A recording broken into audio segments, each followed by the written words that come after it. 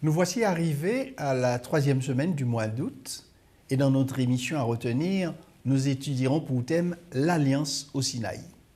Le verset à mémoriser est le suivant. Vous avez vu ce que j'ai fait à l'Égypte et comment je vous ai porté sur des ailes d'aigle et amené vers moi. Maintenant, si vous écoutez ma voix et si vous gardez mon alliance, vous m'appartiendrez entre tous les peuples, car toute la terre est à moi. Vous serez pour moi un royaume de sacrificateurs et une nation sainte. Exode 19, versets 4 à 6. En conduisant les Israélites hors d'Égypte et en les guidant à travers la mer Rouge et le désert jusqu'au mont Sinaï, Dieu désirait les amener à lui. Après 2 mois de voyage, les Israélites arrivèrent au Sinaï, où ils restèrent environ 1 an. Durant cette période, de nombreuses lois leur furent données, comme décrit dans Exode 19 à 40, dans aussi le livre du Lévitique 1, verset 27, et le livre du Nombre 1 jusqu'au chapitre 10. Le séjour d'Israël au mont Sinaï est le pivot de leur histoire dans les 5 premiers livres de Moïse. C'est ici que s'établit le fondement du fait qu'ils sont devenus le peuple élu de Dieu, distinct du paganisme ambiant. Dieu prit l'initiative et établit une alliance avec Israël. Dieu promit de faire du peuple d'Israël un trésor particulier, un royaume de sacrificateurs, une nation sainte, à condition qu'ils lui obéissent et maintiennent une relation avec lui. Être une nation sainte signifie être consacré à Dieu et révéler son caractère aux autres, en particulier aux nations environnantes. Il devait aussi agir comme un royaume de sacrificateurs, reliant les autres peuples à Dieu et leur enseignant ses voies. Israël devait être le canal par lequel Dieu illuminerait le monde de sa connaissance et de son caractère.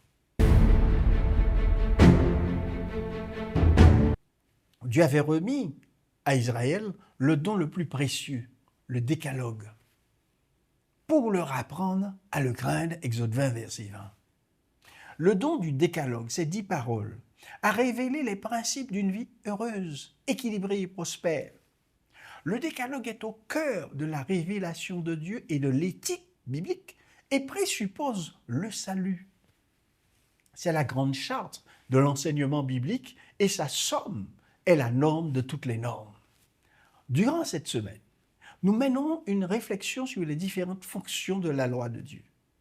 Le décalogue a plusieurs fonctions cruciales. La loi de Dieu, premièrement, la loi de Dieu est un gage de liberté.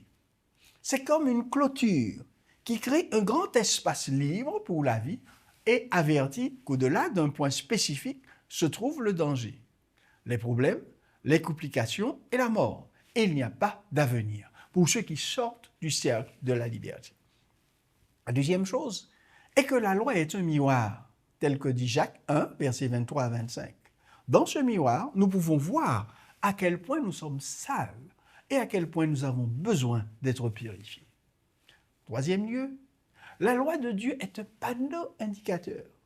En tant que tel, il nous conduit comme un pédagogue ou un instituteur à Christ. Galates 3, verset 24. Quatrième point, le décalogue est la promesse que Dieu nous fait.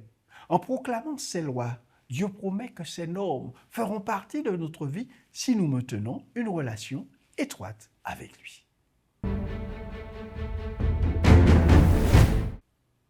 Certains voient dans la loi des restrictions. Mais ces restrictions apparentes de la loi ne sont que pour notre bien afin de maintenir le bonheur et la vie, nous dit Dieu dans Michée 6, verset 8 et dans Jean 10, verset 10. La loi est la norme de conduite pour ceux qui font confiance à Dieu et sont sauvés par sa grâce, par la foi en Christ. En tant qu'humains, nous ne pouvons décider de faire ce qui est juste que sous l'influence de la grâce de Dieu. Nous devons décider de lui obéir, mais nous n'avons pas le pouvoir d'accomplir notre décision ou de le suivre. Nous avons besoin d'aide dans notre fragilité et notre faiblesse. Nous avons besoin d'aide extérieure de nous-mêmes. Et la bonne nouvelle, c'est qu'il nous donne la volonté, qui est une réponse à son appel d'amour et le pouvoir d'obéir, nous dit Paul dans Philippiens 2 au verset 13. Dieu nous appelle tous et notre destinée éternelle dépend de notre réponse.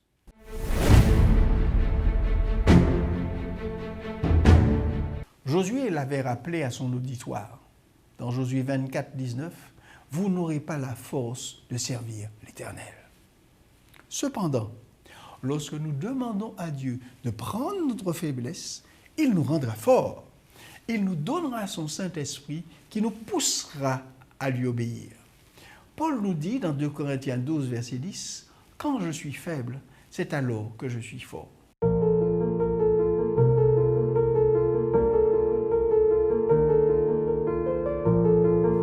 L'obéissance est l'œuvre du Saint-Esprit en nous.